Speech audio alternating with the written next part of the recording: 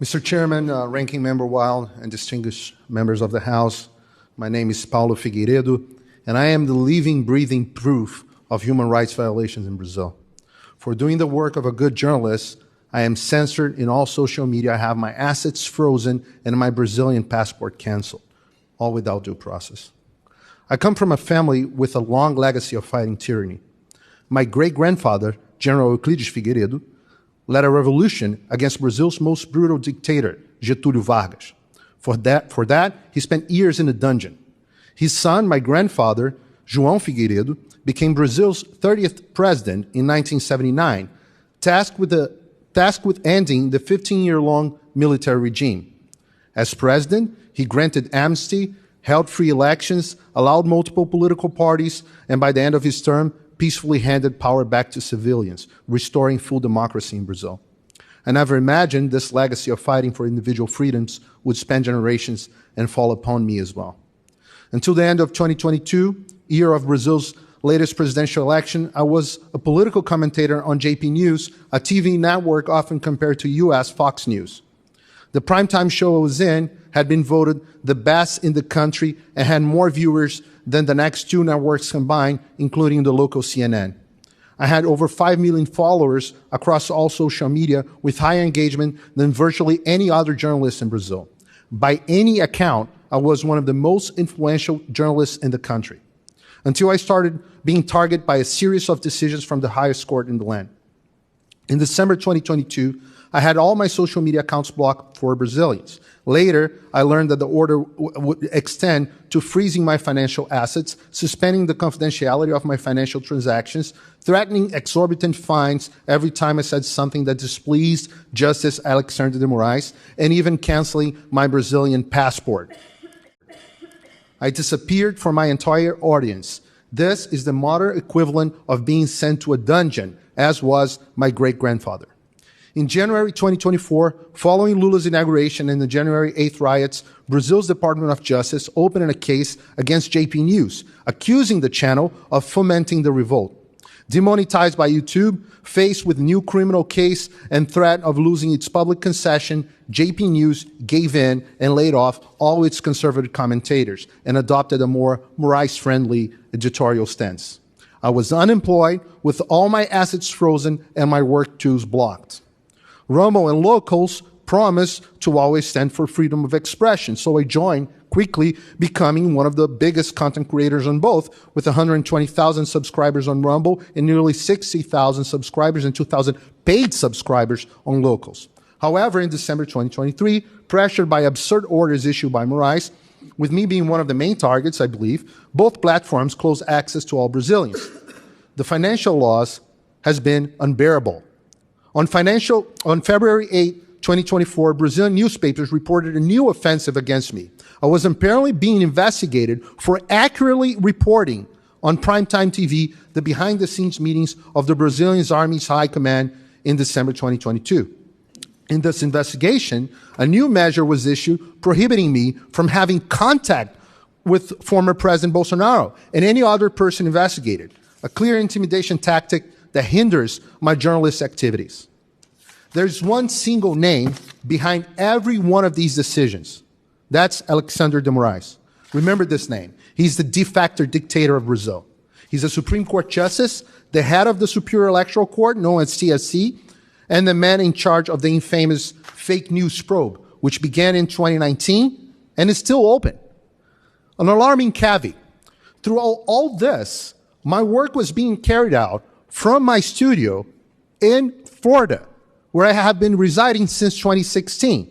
I have therefore been under the jurisdiction of this country the entire time, and consequently protected by the rights guaranteed in the First Amendment of the Constitution of the United States of America. American companies have been obeying legal orders directly from Brazilian judges without following international procedures and sharing data of individuals under American jurisdiction.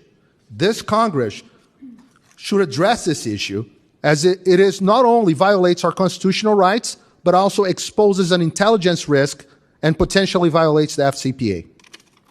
By no means I was the only journalist affected. On the same day, award-winning journalists and bestseller authors Rodrigo Constantino, present here in this hearing, and Guilherme Fiuza were targets of nearly identical copy and paste decisions. Other journalists, such as Alan dos Santos, also present here today, had faced even harsher measures, including arrest orders. Libertarian podcaster Monarch, known as the Brazilian Joe Rogan, suffered a similar fate. They're both exiled in the US. There are numbers of other examples, including comedians or even a judge, Ludmila Grillo, here in the audience, or congressmen like Nicolas Ferreira and Gustavo Gayer, also present here, Marcel Van Hatten, Carlos Jordi, Alexandre Ramagem, Carla Zambelli, many other members of Congress, and even Senator Marcos Duval, who had their social media blocked, offices raided, or passports taken by Moraes. Congressman Daniel Silveira is currently serving 9 years in prison for recording a video harshly criticizing Moraes. Former Congressman Dalton Dallagnol, the former prosecutor who got Lula da Silva convicted for corruption, also here, lost his seat by order of Moraes Court. A survey showed that 70% of Brazilian members of Congress believe the Supreme Court invades their powers. Some of 2/3 of Brazilians believe the country lives under a judicial dictatorship. Demonstrations with hundreds of thousands of people are mostly against Moraes. The Brazilian people and Congress know Moraes is out of control, but are paralyzed with fear. Many ask how one justice can do all these things, given that Brazil has laws defending freedom of expression. In fact, Alexandre Moraes does not have this power by law, and his actions flagrantly violate the Brazilian Constitution, specifically Article 5, items 4, 9, and Article 220, as well as international laws, which Brazil is a signatory, such as Article 13, paragraph 1 and 2, and the American Convention of Human Rights, and Article 19 of the Universal Declaration of Human Rights. These censorship and persecution actions occur with an illegal process, such as the mentioned fake news probe, which is now investigating even Elon Musk, where Moraes acts as the alleged victim, investigator, prosecutor, and judge without the right to appeal. He also acts through his seat in TSC, which granted itself exceptional powers during the 2022 elections that persist to these days. These acts occurred in a veiled way, with cases running under legal secrecy and lawyers not having full access to the case files. My case is iconic in that sense. For about a year and a half, I have been suffering the described penalties without being formally notified or informed of any decisions or procedures against me, making me unable to defend myself. I only access the decisions against me when the Judiciary Committee of this House subpoenaed acts requesting and publicizing Moraes' decision. The content, which generally lacks legal basis and specifics on violated laws, shocked me, the world, and the Brazilian people. This secrecy occurs because Brazil has no law criminalizing fake news, whatever that is. For these reasons, Moraes currently faces 100 complaints in the Inter-American Commission of Human Rights. Regrettably, they have been sitting on these cases. The United States may have a broad role in this sad story as well. Some could even say that the US government and NGOs acted directly in strengthening Brazil's censorship apparatus. First, the US government may have assisted the Brazilian TSC in developing strategies to quote-unquote combat disinformation and strengthen censorship practice, with FBI agents and US Department of Justice officials participating in TSC council meetings, with the participation as well of the Brazilian intelligence agency, ABIN. These meetings mark the beginning of TSC's authoritarian escalation. The tactics outlined in the recent Censorship Industrial Complex report by this House Committee on the Judiciary, which details how the Biden administration coerced big tech companies to censor Americans, closely resemble the modus operandi in Brazil. However, while the Biden administration acted mostly informally, Moraes issued judicial orders throughout Brazil's highest court, threatening fines or complete disconnection from Brazil if big tech challenged them, as happened to Telegram in March 2022.